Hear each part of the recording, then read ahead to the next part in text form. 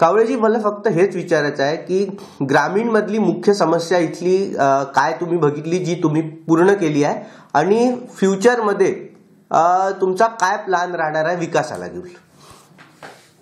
फ्युचरमध्ये पाण्याचा जो या गावाचा प्रश्न आहे, गंभीर प्रश्न आहे. भविष्यामध्ये हा पाण्याचा प्रश्न आम्ही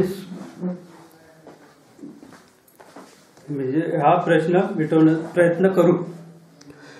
बरं, वेगळा विदर्भ झाला तर किती फायदा होईल ग्रामीणच्या जनतेला?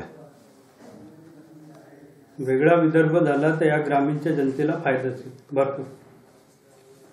विकास होईल का? विकास होईल. बरं, वेगळा विदर्भ बीजेपी देऊ शकेल असं वाटतं का तुम्हाला?